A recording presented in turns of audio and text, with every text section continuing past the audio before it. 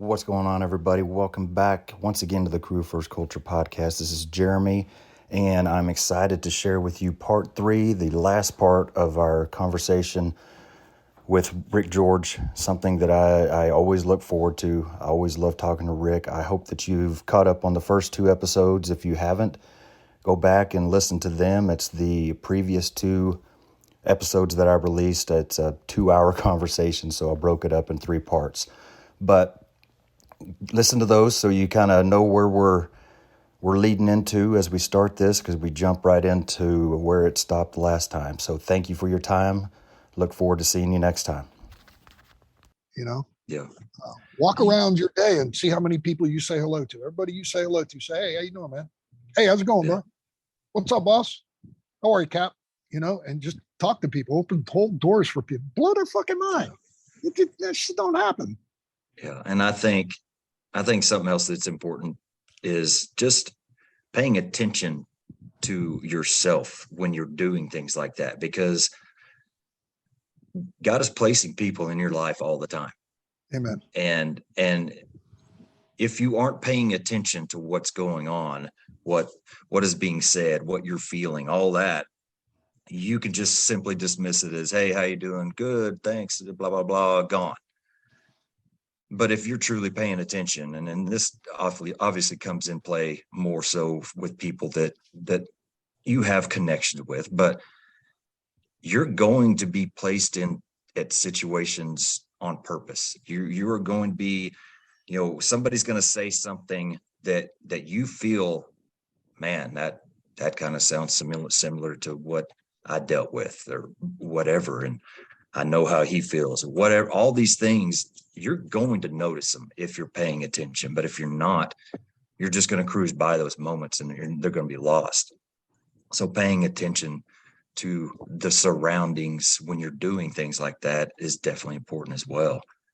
That's why the cadre is so important, because we can't miss those moments with the students. We miss those moments, we stand to have made whatever the problem was worse. That's not what we're there for.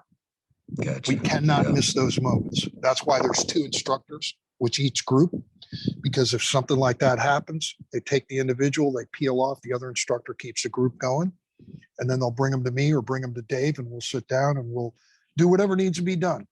Yeah. And most of the time, almost every time, a very high percentage, 99% of the time, we can reframe whatever is going on and make them feel like you're not less than anybody. The experiences that this cadre has had covers an entire spectrum of fucked up shit, So these guys are part, fireman, part badass, part bartender, and part therapist, I mean, that's a combination that's absolutely necessary, because what you said is extremely powerful. It's very important. You can't miss those moments. You miss those moments, they're fucking gone. Yeah. They're gone. And this class is designed specifically to not miss those moments, to capture them and to expose them. When I got a guy that's lost 80 pounds in a year just so he could take our class, 80 fucking pounds, bro. He lost 80 pounds. That's a small Guatemalan. Okay. He has lost an entire person in body weight, and to take the class, and he's sitting in front of this, and it's formidable. Okay. So he's in front of the entanglement. He's like, he ain't moving. And I'm like, Brett, what's going on? And he's like, man, I'm a big guy. I'm going to get stuck in there. I said, oh, you sure as fuck are. And he looks at me, and I'm like, but do you think we're going to leave you there, bro? I said, here's the deal, Brett. You're thinking of every other entanglement class you've ever been in where they're like, figure it out. We're going to help you through it, because what we're here to do is exercise some demons out of you. This is a fucking ghost that's been haunting you for a long time. So you are going to be successful getting through this. And he was so anxious. He did it, but he was so anxious, he burned almost an entire bottle just to get through an 8-foot and 10-foot entanglement. Which is formidable, but that's where his heart rate was, and he came through the other side. And he just looked at me, and he's got this smile.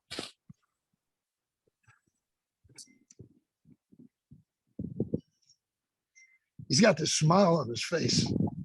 He's got tears coming out his eyes.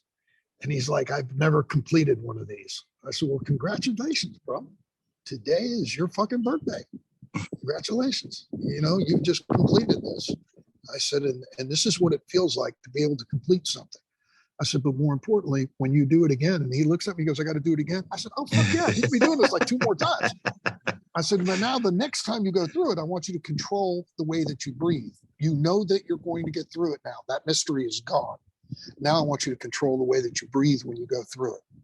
And by the 3rd time, he ain't even stopping. He's dropping low. That's he's awesome. Moving forward. He's moving shit. He's giddy up. Those are the things that we want to help people overcome. That's the self-regulation that you're talking about, the self-care. Those things are important. That made him losing 80 pounds worth it. Yeah. That blew me away. I couldn't believe that guy had that level of dedication to go there. What's so crazy about that? Just that one little story right there is you said he went through 3 times. You didn't really teach him any, well, the physical skills that you were teaching him to do that better were very minimal. Is that correct? That's correct. We're not a tactics class. It was all class. mental. It was all mental. He had the ability to fly through it that very first time. But I apologize. It's not a technique class. That's right. No, I'm just trying to make sure that everybody's clear listening to it. He had the ability to do that, but his mind was the only thing in the way. And that was what, you had to sit there and break him from. And it's crazy to think that's us. That's everybody. We might not be the person that's 80 pounds overweight, but we have something. I guarantee you, I've been on for almost 21 years, and intermittently within those times, I have had times that I've struggled in a mask. And it's not because I wasn't used to it. It's just whatever isn't going on in my head causes it. And so a lot has to do with deal. A lot has to do with the way we frame it. So how old were you when you started in the fire service? 24. How old are you now? 40, almost 45. At 24 years old, you were able to do shit that you cannot do now.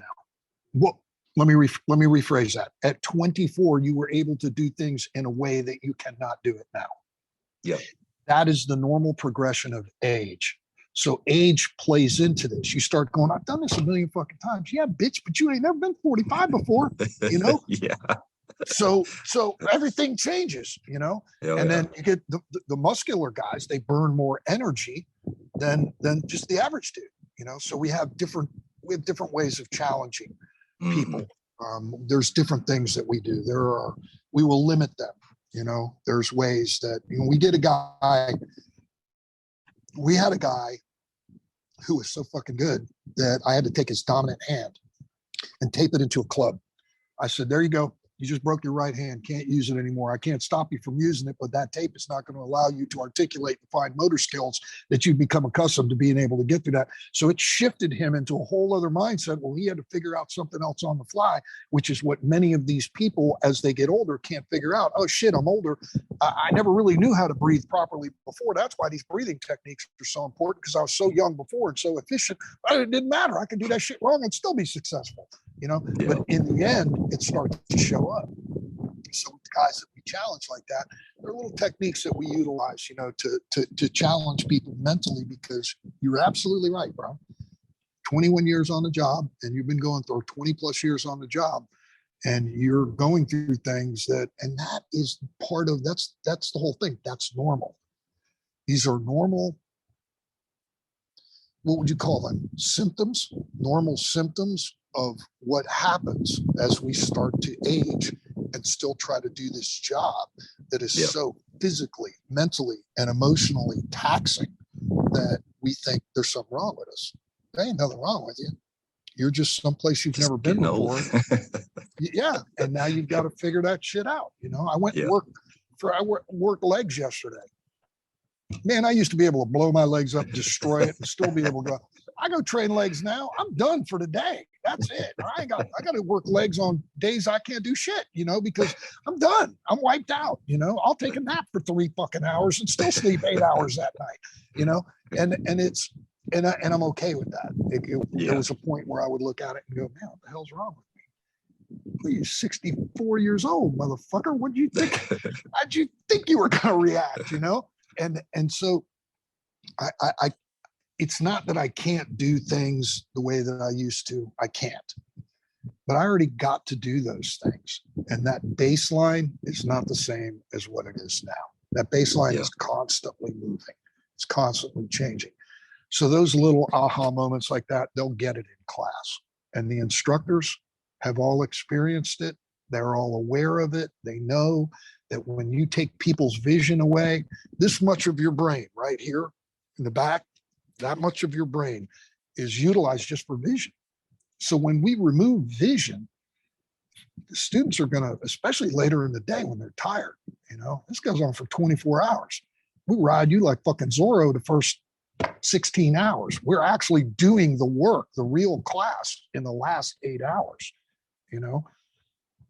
And it's those little things. Just remember, it's a normal reaction when your vision gets taken away, plus you're older. So you've got two things that you're combating in your brain. Don't fight that fight. Instead, the meditation techniques that we're teaching you develop focus and attention.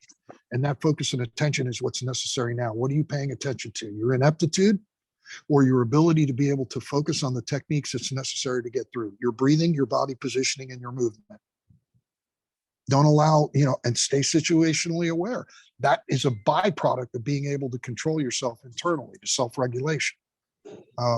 So all of that stuff that you're, and I apologize for interrupting, but that was very important what you brought up. No, I just, all of this stuff is just, it just kind of gets you to the point of thinking, man, how do you do this job without being mentally in it and having all these tools that you're talking about? Because it's almost like these are so important, and it makes me want to learn so much more about it just because of that. If you have ever been that person that has had a hard time in a box or in a mask or whatever, you know what that feels like. It's a bad feeling. You're sitting there telling yourself, I'm literally safe. There's nothing unsafe about what I'm doing right now, but I'm freaking out. It's a weird place to be. And so to have those tools that you're teaching and that knowledge and just the recognition and being able to focus and all that stuff, man, those are lessons that are invaluable to the people out there that are getting it. I think as human beings, we have a tendency of judging other people and what they should accomplish by our own personal experiences. What we don't realize is that there are people out there that have had things occur to them that are unimaginable to us. I've had a student who could not deal with intimacy and vulnerability, and it came out in the latter stages of the class. We talked for a fucking hour and a half.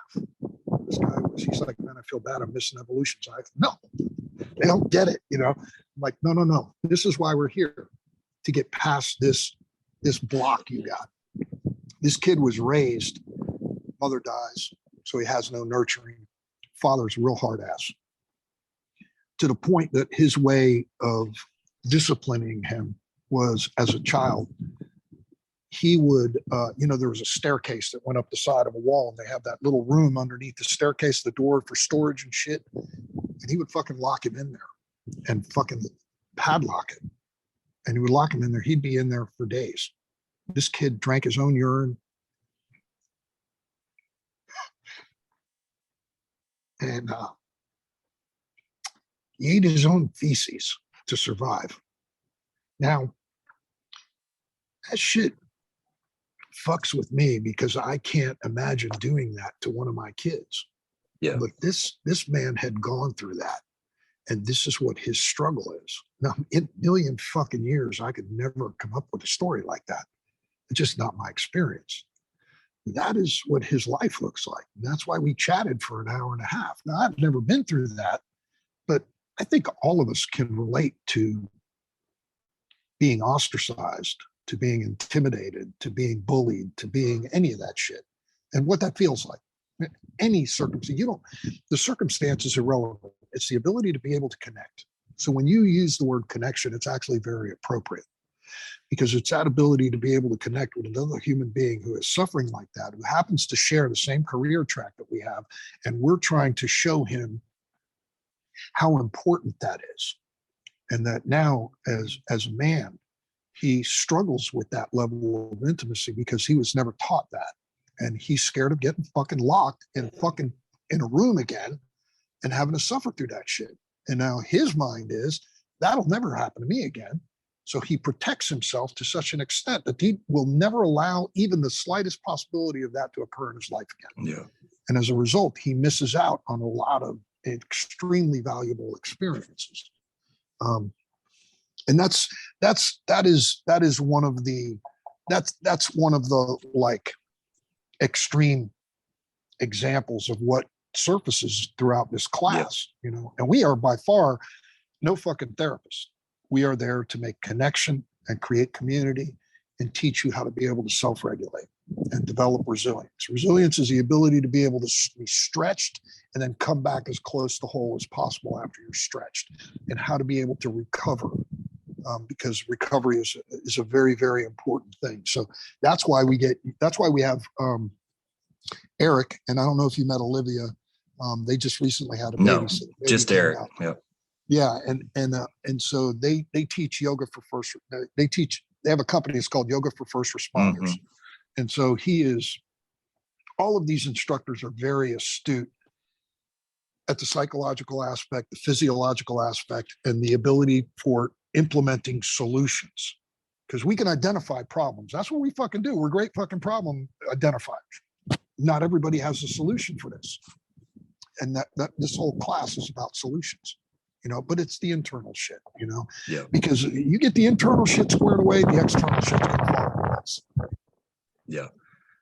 You bring him up. It's interesting. You know, after I got back home, spent a couple shifts just talking to my crew about, you know, everything that I experienced, and telling them as much as I could about what I got from you all. And that was one of the things I was like, and you know, there's this little scrawny guy, had a huge beard, just didn't look we call him the Thin Viking. Thin Viking. Didn't look like he fit in with the group. But then you put him in that yoga arena where he was the instructor of it, and it was like he was a different person. He turned into a scary person. It was crazy. He had a fire to him because that was his zone. But it's just cool that it's just such a wide array of people that they have their things that they're going to be so helpful to everybody with. But that is the community. You're not going to get a community. If you want a community that everybody's like you, that's a miserable sounding place. That's not where I want to be. So that's the beauty of that community, man. To truly, first you got to figure out what everybody is good at, what everybody likes, who everybody is, and then to dig into that and use it and just suck every bit of positivity and good out of these people. That's the true beauty of that community. It is. It really is. And the instructors, if you want to reach out to them and interview them, they all have such a great story, but they will tell you that they learned so much from each other, and the experience is so invaluable. I learn from all of them. I really do. One of our guys, Willie, DNR. I'm not going to repeat why he got that name, okay? But it does not stand for do not resuscitate.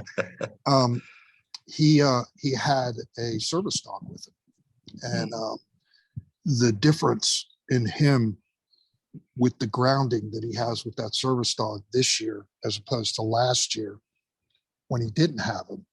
And not only that, it is his second class teaching it, but wow, he brought his A game today. That Really? Guy was on fire in Pensacola. So was Eric, you know. And then Mark Mykowski, I don't even know what to say about him. He is such an oxymoron. The guy he is phenomenal, man. He is probably he's our emotional leader. You know, he is, I call him the diesel, you know, because he just, this boom, boom, boom, boom, boom, boom, boom, boom, and he goes. And when he talks to you, he is so from the heart that it's like, you just want to hug him, you know. He just gets right to you, right to the core. So they learn so much from each other, and it's such a synergistic environment, and it's infectious when it gets to the students, you know, because the way that they care for each other, they care for the students, you know. Yeah.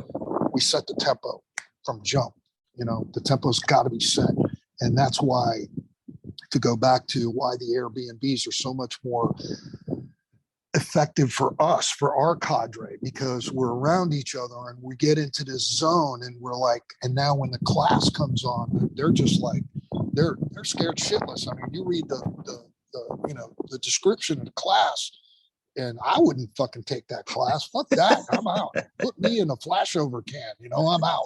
Yeah.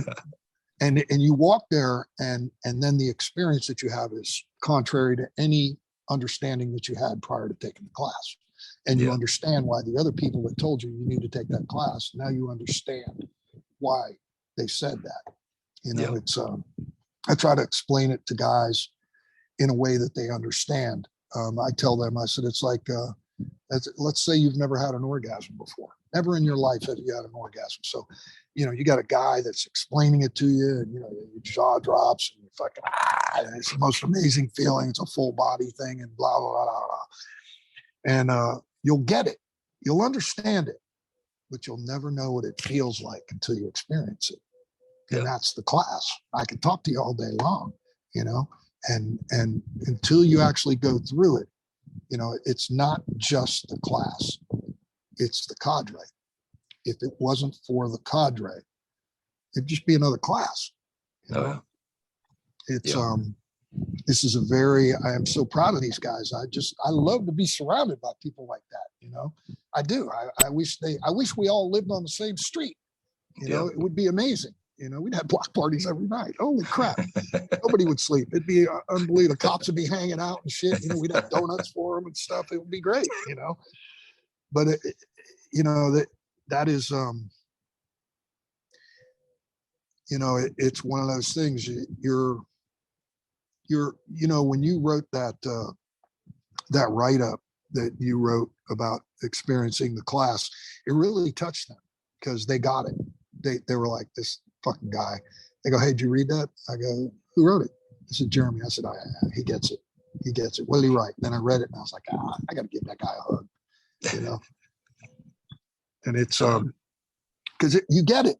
You understand, you know, and clearly you're doing that with your company, your crew, at least the best that you can with the guys. Are they all receptive? Or have you got that kind of a crew with you? Yeah, absolutely.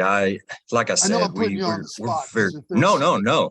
No. I love talking about it, just like you. You know, you are proud of your people and enjoy being with them. I'm proud of my crew as well. You know, like I said, we're very mixed personality wise and all that, but we are with each other all day long. You know, I've been on crews where you might see somebody in between meals, but you might not. But we are literally, from the time we get there till 9, 10, 11, 12, whatever time at night we go to bed, that we are together. And I wouldn't have it any other way. I love it. I love the fact that they embrace that that's what we are about. That is the culture that we've worked for years to create, and that's who we are. And so, yeah, absolutely. You know, it's a lot harder to do that while you're on the job than it is to do it from my position. I have, man, the first thing I did was invest in a bed that did everything but give me a reach around. This bed is so amazing. I can't wait to go to sleep at night. And the only time I get up after midnight now is to go to the bathroom, you know, or let the dogs out to go to the bathroom. But I mean, it's a very different headspace. When you're on the job, it's extremely stressful. and to gain the position that you're at and maintain that with a company is difficult. It's hard to do because life is coming at you, and a lot of people, I talk about the stress of the job. The job is extremely stressful. There's a lot of pressure on us, bro. That's a highly technical field. It may not be reflected in the degree that you have educationally wise, but it is an incredibly technical field. Very, very difficult, dirty, hard fucking work.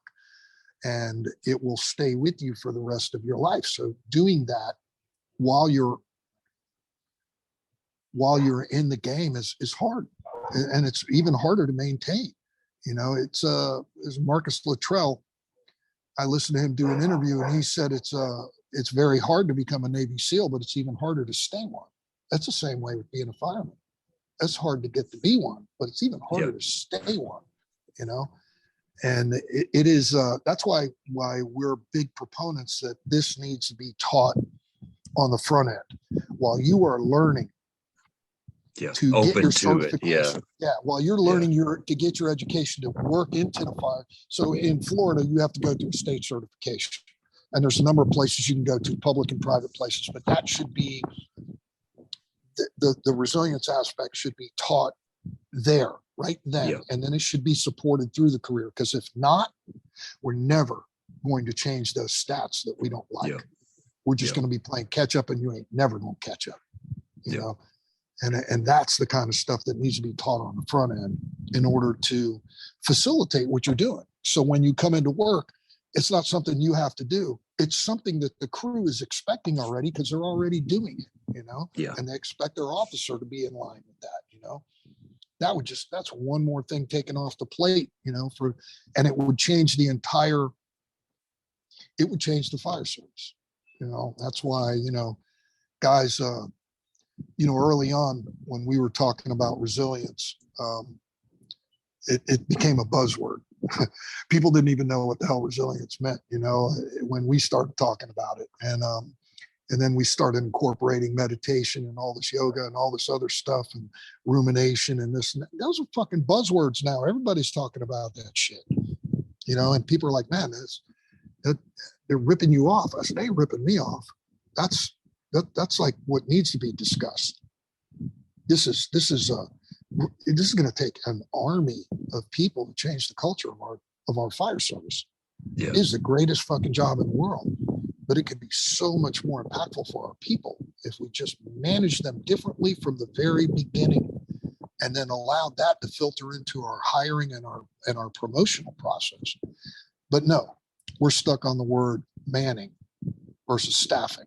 We're stuck on the word fireman versus firefighter. You know, that's the minutia shit. That's the nomenclature.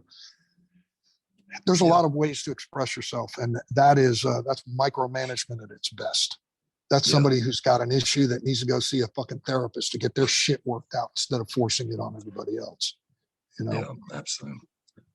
Now, and I was thinking earlier, you know, before we came on, that it is something that needs to change. The way we go about, just like for us as a department, we don't do any kind of physical evaluations yearly, or we have no set physical plan or anything. There's nothing to hold us accountable for that. There's nothing that checks us every year, nothing, because we fight against it. And it's like, I don't understand why we try so hard to fight things that are going to help us. I don't get it, but that's how it is at a lot of places. Because your mindset is, this is to improve us. This will make us better. Other people are looking at it from fear as A, they're either going to be exposed for an inability to something, or B, it'll become punitive. Yeah. So if you change the mindset that, look, this is what's expected of you, and this is why. Here's the why. Okay. Yeah. So the why is because if you learn how to do this stuff and you take pride in it, here's the association with how it impacts your personal life and this and that. This is the stuff that's missing from that. All of that shit, you know. Well, how's a physical, you know, what do they call it? the PAT, what do they call that? Physical assessment. Agility. Yeah. So how is that going to impact me? Well, it's going to give you a baseline of what's expected of you and why you need to stay in certain shape. Okay. Because it's bad enough that the stress increases cortisol, and cortisol increases systemic swelling. Systemic swelling is directly associated with heart attack, and heart attack is the number one killer of firemen.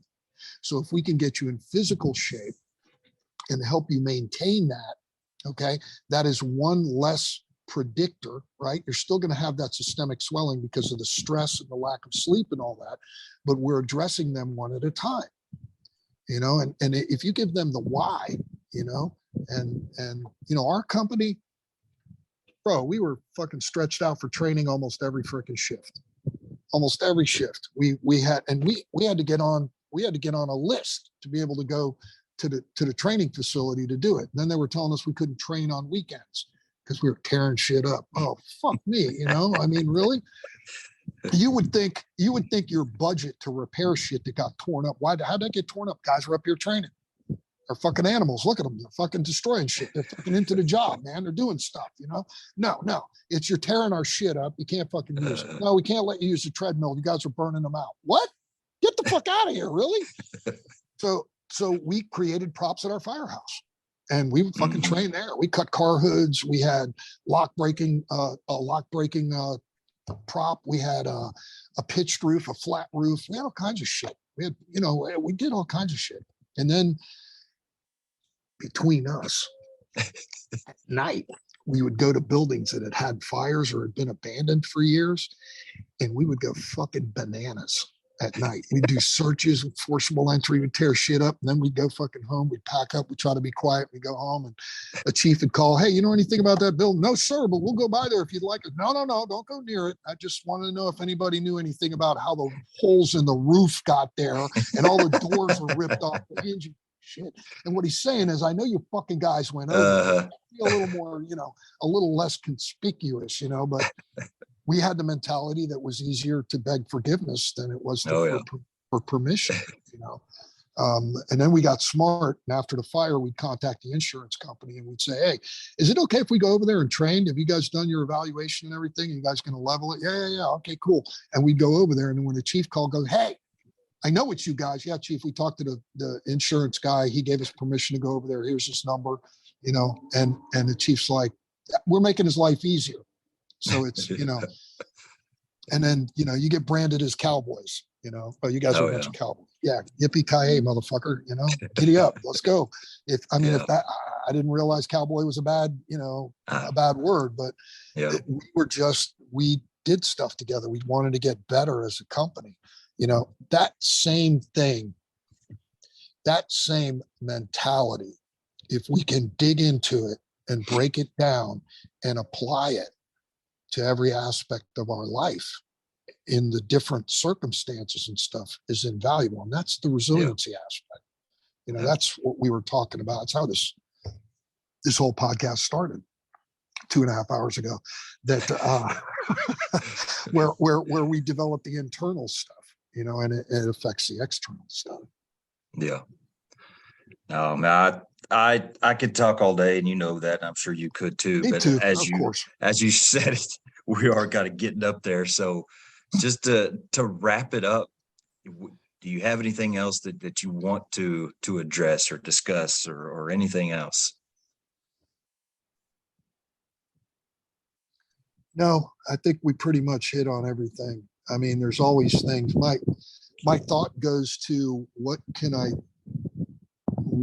say to express my concern for the people that are listening to this, and how I want them to benefit and not run across the problems that many of us continue to have, but I don't know that there's anything else I can add to that, Yeah. I mean, you could post my phone number up there with the podcast when you put it up there. I'll give it to you, 561-239-1908.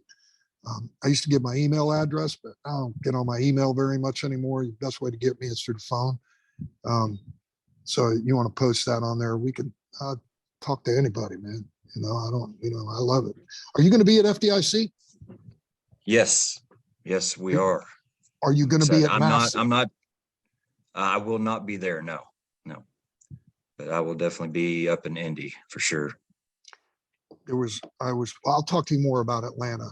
I was hoping that you would be there so that you could actually sit in on a complete class and see if that's well, we may have to talk about that then. Yeah. Cool. All right. Cool. So that being said, so is the registration still open, or are you already full there? I'm not sure. The class fills up quick. It does. It's only 20 students. It's not the class is so fucking wildly popular. No, it's only 20 students, man. You know, somebody's like, okay, that's different. And they sign up. And that's typically what happens, you know. They're not expecting the class that they get. So what else do you have coming up kind of that you know about here? I'll be in Indy from Sunday to Saturday. We're going to have to catch a ball game either Wednesday or Thursday or Friday night. Mark Weiss was a guy that I got we were both diagnosed with cancer at the same time. He had pancreatic cancer. We were going to make ball games every year, but he never made it back to Indy. It killed him in September. And mine was a surgical cure. So I was very fortunate in that. So in his memory, we go to ball games when we make it out to Indianapolis. But after Indianapolis is Atlanta. And then after Atlanta, I believe I'm in Texas in June. And then I'm going to screw this up. I'm in Wichita and Milwaukee. Also Wichita hot? Later on. Yeah. No. Into the job. Into the job symposium. Okay. Into the job symposium. And then I'll be in Milwaukee. It's a full event. Okay. And then there's something else coming up. I can't remember what it was, but it's you know. Do you have events? Go ahead. You know what retirement means? Apparently not. You're done. Retired just means you're tired again. You know, retired. Yeah. It is. Do you have a web page or anything that has events coming up on it? That we do have a web page, and Dave Gillespie's going to kill me because I can't fucking remember what it is. I think it's Tactical Resilience. Have it pulled up here. It's a .org, or I think it's Let me look it up real quick so he doesn't get mad at us. He worked so fucking hard to put that thing together, and I just don't do anything with it. And I feel terrible about it, but that's the stuff we got to start uploading things to. I may have it in here somewhere. And then there's always the Facebook page. The Facebook page is Tactical Resiliency Training. And then I am opening up I've had an Instagram page, Tactical Resiliency Training, for a long time. I just never utilized it. So I'll build that. And that's the only things I really got. I mean, YouTube under my name, but you can find videos on there, all kinds of fucking videos under Ric Jorge. Jorge. I got it right here. Here we go. Oh, sorry. Jorge. I didn't mean to interrupt you. No, that's all right. Tactical-resiliency.com. That's the website. That's it. Yeah. So yeah, and like he just said, and I interrupted him. That's what we were watching this morning, me and my son. YouTube, lots of great videos out there, some fire engineering training minutes, and lots of great stuff out there. So anything else you want to share or anything? No, man. When do you get into Indy? We'll be driving up Monday night. Yeah. Wednesday afternoon, we're doing a mental health thing with the Fallen Firefighters Foundation. Dan DeGrice is hosting it, and Rob Maloney's the videographer. There's 3 of us up there. I have no idea. I'll be the guy in t-shirts and jeans. I'm not a dress-up guy, you know. So you're lucky I got a fucking shirt on and not a tank top. I'm in Florida. I wear baggies, tank top, and flip-flops. I don't blame you. Yeah. But I'll see you in Indy, man. Yeah, absolutely. We'll hook up. We'll freaking burn some cigars and go freaking eat some food and stuff. Go catch a ball game. Sounds good. Well, man, I appreciate your time so much, your friendship and everything else you do for me and everybody in the fire service. So thank you and love you, man. Look forward to talking with you again. Love you too, brother. God bless you, man. See you.